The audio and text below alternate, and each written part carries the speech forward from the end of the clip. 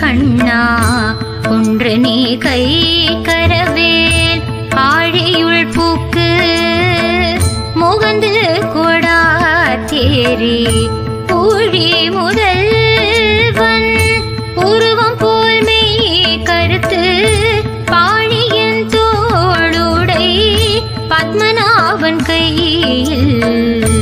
ஆழி போல் மின்னி வலம்புரி போல் நின்றதிர்ந்து